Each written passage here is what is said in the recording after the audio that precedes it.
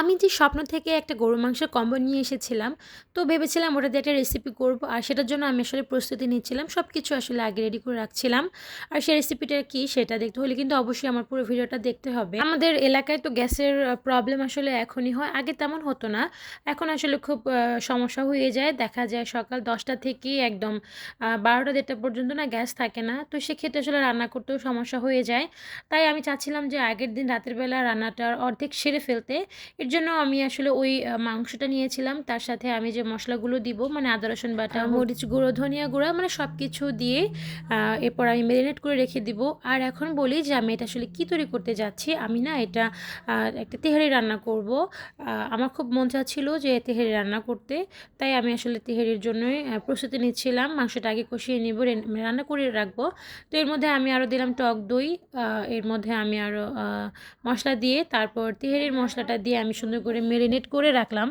গরুর মাংস দিয়ে যে রেসিপিই করি না কেন, যদি আগে থেকে একটু ম্যারিনেট করে রাখা যায় না, তাহলে গরুর মাংসটা কিন্তু অনেক সফট হয়, খেতেও খুব মজা হয়। তো আমি একটা হাঁড়ির মধ্যে আমি 1 কাপ পরিমাণ সরিষার তেল নিলাম। আর এই সরিষার তেলটা কিন্তু একদম খাঁটি তেল ছিল। মানে মেশিনে ভাঙানো যে সরিষার তেল হয় ঠিক সেরকম। আমাদের বাসার সামনে কিন্তু এরকম একটা মুদির দোকান আছে, সেটার মধ্যে এরকম বড় বড় মেশিনও আছে। মানে চাইলে চালের গুঁড়ো করা যাবে, মানে সরিষার তেল, সরিষা ভাঙানো যাবে, নারকেল তেল করা যাবে। তো আমার জন্য এটা আসলে খুবই সুবিধাজনক। মানে আমি ইদানিং ধরে যেই চুলের জন্য যে তেলটা ব্যবহার করছি সেটা আসলে ওনাদের দোকান থেকেই। আর আমি কি বলবো, এই তেলটা ব্যবহার করার পর মানে একদম খাঁটি নারকেল তেল ব্যবহার করার পর আমার চুলের, আমার আর আমার মেয়ের চুল মাশাআল্লাহ একটু গ্রোথ হয়েছে। মেয়ের চুলগুলো অনেক সুন্দর হয়েছে।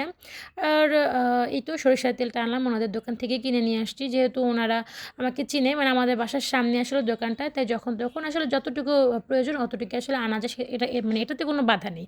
তো যাই হোক, এই যে আমি একদম খাঁটি সরিষার তেলে আসলে রান্নাটা করছি। মানে যখন আমি হাঁড়ির মধ্যে তেলটা দিলাম, এত সুন্দর একটা অ্যারোমা আসছিল। মানে পেঁয়াজটা দেওয়ার পরে কিন্তু আরও সুন্দর একটা অ্যারোমা আসছিল সরিষার তেলের, কারণ খাঁটি সরিষার তেল বলে কথা।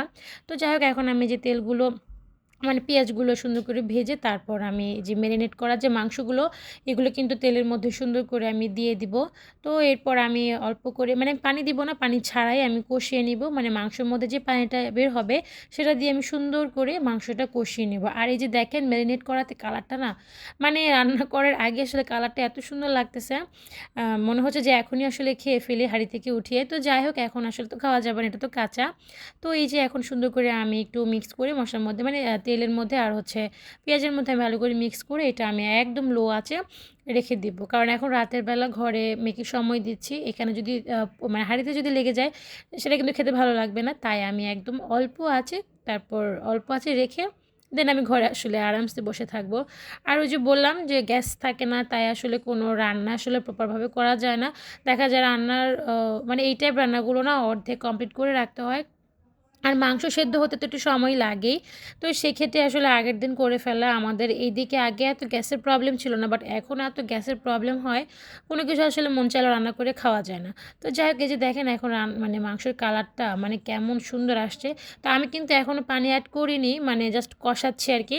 তো কষানোর মধ্যে আমি 2-3 বার ঢাকনা খুলে এভাবে একটু নেড়ে দিয়েছি যেন মাংসটা নিচে না লেগে যায়। কারণ আমি তো পানি দিইনি, মাংস থেকে যে পানিটা বের হয়েছে সেটা দিয়েই আমি ফার্স্টে কষিয়ে নিলাম। এরপর আমি আসলে সিদ্ধ হওয়ার জন্য, মানে ভালোভাবে কুক হওয়ার জন্য আমি আসলে পানি দিব। তো এখন দেখেন কালারটা না এত সুন্দর আসছে।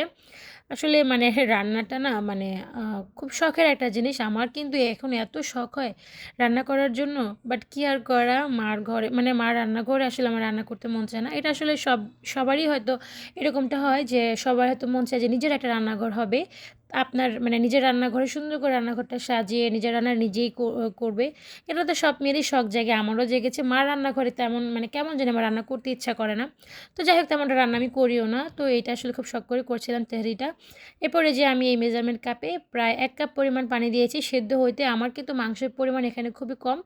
মানে 175 গ্রাম মাংস আমি এনেছি। তা এর মধ্যে আবার বড় বড় যে টুকরোগুলো ছিল সেগুলোকে একটু কাট করে হাফ করে নিয়েছি। তো এরপরে যে আমি পানি দিয়ে গেলাম, এটা একদম পুরোপুরি সিদ্ধ হওয়ার জন্য আমি আসলে পানিটা দিয়েছি। কারণ ওই যে গরুর মাংস সিদ্ধ হতে একটু সময় লাগে। এরপর আমি কাঁচামরিচও দিলাম 3টা। কাঁচামরিচ আমি এখানেও কিছু অ্যাড করব, আবার পোলাও যখন রান্না করব তখনও আমি অ্যাড করব। আর তেহারি রান্নাটা যেভাবে করে মানে আমি ইউটিউবে যেভাবে দেখেছি যে চালের যে পরিমাণ তার থেকে বেশি মাংসের পরিমাণটা নিতে হয়।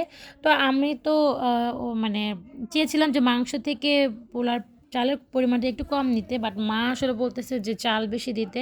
তো যাই হোক আর কি আর করা, মানে ইউটিউবে একটু দেখেছি, বাট মা বলতেছে যে পোলার চালটা বেশি দিতে। তো যাই হোক মার কথাই শুনলাম, পোলার চালটা বেশি দিলাম। এরপর আসলে রান্না ভালো হয়েছে, বাট ওই যে মাংস থেকে আর কি পোলার চালটা বেশি হয়ে গেছে।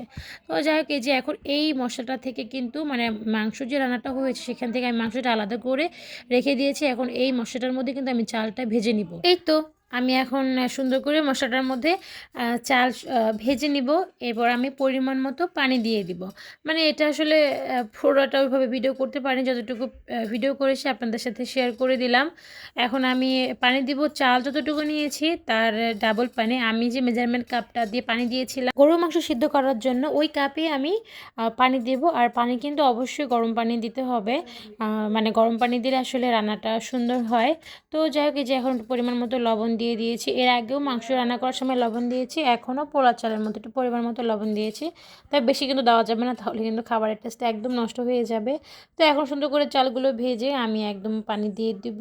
এরপর একদম ফাইনালি যে রান্নাটা হয়ে গেল, এর মধ্যে যখন চালটা রান্না করার সময় যখন বলক উঠেছিল তখন কিন্তু আমি গরু মাংসগুলো রান্না করে গরু মাংসগুলো আমি দিয়ে দিয়েছি। আর দেখেন মা কিন্তু 2টা ডিমও দিয়েছে, আর মাঝখানে কিন্তু আলুও দেওয়া হয়েছে, আলুগুলো একটু ভেজে দিয়েছি। মানে রেসিপি ইউটিউব থেকে দেখেও আসলে রান্নাটা নিজের মতো করেই করেছি। সব আপুরা আসলে করে, মানে আমি যতটুকু জানি যে অনেকেই আসলে রান্নার যে বেসিক রুলসটা সেটা আসলে ইউটিউব থেকে দেখলেও নিজের মতো করে আসলে রান্নাটা করে। তা আমিও সেম ইউটিউব থেকে দেখে রান্নাটা আসলে নিজের মতো করেই করলাম, মানে মা মার মতো করলো, আমি একটু করলাম, মানে দুজনে মিলে আসলে রান্নাটা করেছি। তো যাই তো তেহারির ফাইনাল লুক, এই যে মাংস দেখা যাচ্ছে আর পোড়াটা কিন্তু অনেক ঝরঝরা হয়েছে দেখে আসলে বোঝা যাচ্ছে।